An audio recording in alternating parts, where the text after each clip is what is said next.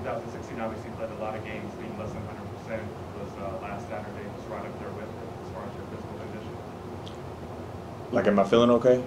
Well, like I'm talking about going back to that game, the way you were feeling then compared to 2016 was just up to par as far as like really trying to motor through. Yeah, I'm good. I'm ready to go now. So that wasn't fun, but full strength, full go. So I'm excited. I'm really excited. This is a good football team. I'm a huge fan of Coach Mack. I got a lot of respect for him. Had some cool conversations with him before. So I know this team's going to be ready to play when we get up there. What made you go out there even after you were feeling so sick? It's just who I am. I don't feel that a sickness or something ailing me or an ache or whatever should ever be an excuse why I can't complete the task that I've been brought here to do. That's why I won't make an excuse for playing bad last week, although I was sick. I should still be able to go through what I do, my routine, the way my mechanics should be. Being sick or being injured, unless you're like hurt, but like last week being sick, it shouldn't affect me. I should be able to play through that and be good to go. So. Were you throwing up on the sideline? Yeah. Right before, actually, it's crazy. Right before the touchdown to Kyle, we lined up in a formation. They thought we were going to run something. They called a timeout. We came back. I was like, oh my goodness. Started throwing up, taking a knee, sitting there. They were telling the play. I was throwing up. Then we ran back on the field. And then I threw a touchdown, and then I just went to the locker room. I was out of it, honestly. But it's funny. Sometimes players actually do play their best games. If you have your best rushing game of the season, but there are some. I ain't playing my best. Well, rushing. Yeah, I mean, it was. Luckily we ran the ball really efficiently. But yeah, I didn't play the way I need to play for this team to be winning games down the road last week. Were you sick all week? Or Nah, it was really weird, honestly. I woke up feeling a little funky, but I hadn't eaten breakfast yet, so I was like, maybe I'm hungry. But no, I ate, and then as we got to the stadium, it was kind of right before we went out for our first pregame segment with pads on. Man, I just felt funky, threw up in the sink. I didn't really tell anybody because I was like, I don't get nervous really, but I was like, maybe I got some butterflies first time in a while or something. So, maybe it's just a little spit up or whatever. But came back out and I was just feeling funky. Took another like antacid pill or whatever, and then I just felt sick that whole first half, and then came in, got an IV at halftime, which is why I was laughing when you were asking me questions about what was said at halftime. So I got IV, and really it made me feel a lot better, and the second half was much better. Yeah, you just talked about it. Did you go into halftime thinking that you may not be able to go in the second half? Nah, I was going to play regardless. Yeah, I was going to play. Can you talk a little about your relationship with Wilkins and how that's developed?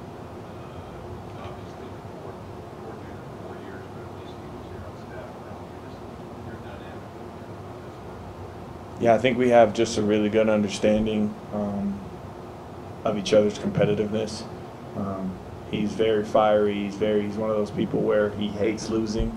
I mean, we talk about it every day how much he hates losing reps against our own defense, and the little details that we pay attention to in practice. And I would say the biggest takeaway I've had from Coach Wilkins has really been my attitude towards practice, and the reps that I take, the ferocity that I take them with. My demeanor when I'm using all my drops and skelly, treat it like a game, treat it like there's a rush, routes on air, treat like I have people in front of me, and it's been able to translate onto the field a lot better. So just taking each rep for what it is, and not letting a last play affect the next play, I think that's something I've really learned from him, and it's awesome. How beneficial the fact that he was on staff with that ease and transition for you? Yeah, I mean, it's been he's tried to, what I respect so much is he's tried to switch some things up mentally for himself, how he's called things differently when he was the OC, at Kansas or whatever. So we changed some things up, a couple terminology changes. You know, the way your progression reads are, you know, every coach has their own philosophy. So we switched a few things up, but he tried his best to keep everything that we possibly could the same. So. Coach talked about obviously getting the win on the road, consistency, but the atmospheres you've been in. I mean, obviously San Diego State, the atmospheres here hasn't looked very for the Colorado team's been playing well. Like you said. Yeah, I mean, Colorado's gotten off to a really hot start, 4-0. You know, they're rolling, they're feeling good about themselves. And anytime you go into another team's stadium where they're familiar with their surroundings, and when they're rolling, it can be difficult, especially when the fans are into it. You know, personally, I'm never one to really let the outside, those white lines, really affect me fans-wise and anything. But I mean, Washington was a really cool environment. You know, it was a fun one. It was cool to see how their fans were for, you know, a team that is a top 10 team, that has been a top 10 team for the past few years now. So their fans are the fans play a huge part. I feel our fans play a huge part. I mean, for other teams, I know it's difficult when all those kids down there are freaking screaming and everybody else is like, oh my God, what's going on or whatever. But it's just cool, man. I'm somebody where pre-game when we go out in shorts and T-shirts, that's my moment where I get to look around my environment.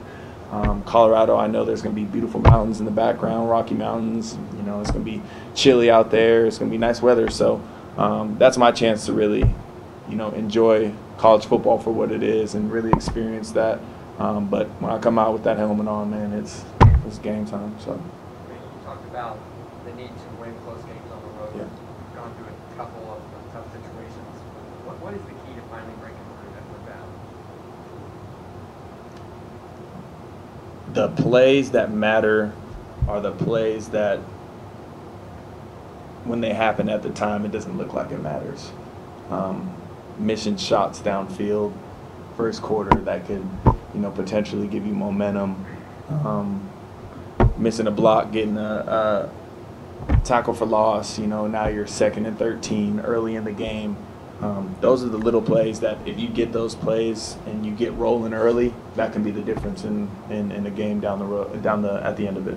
Because you weren't feeling well, how much extra did it help you to have doing what he was doing, just to kind of take a little bit of pressure off what you had to do? Well, we didn't call anything different because I was sick. That wasn't, you know, not once did I ever tell Coach Wilkins, hey, like, you know, don't do this, don't do that. I could do everything. I was missing on some of them. So, and that being said, I mean, we still, it wasn't like we were, you know, piss poor, like couldn't do anything. We did some stuff, but man, Enope had a really efficient game. And if it ain't broke, don't fix it, you know. Did you feel better Sunday, or did it take longer? It's funny that after the game when I got home, I think that me losing all the fluids made my body a lot more sore than what I normally would have been the next day. So I was definitely a lot more sore, but the sickness, the bug or whatever, it kind of just came and went. So after the IV, I felt a lot better. Yeah, I wasn't sick the next day, but I was definitely a lot more sore than I normally would be. But in the second half, you felt better just functioning out there because of the Mm-hmm. Manny, you mentioned the weather a little bit, but what other challenges does Colorado have? I mean, they're rolling right now. They're hot. They're a team that they're playing with confidence. You know, they're one of the better offenses, I would say, in this conference. They got a guy that's been running that same offense for about 3 years now. So, you know, I've had some cool conversations. He's a cool kid, Steven Montez. The receiver, number 2, I know he's playing really well.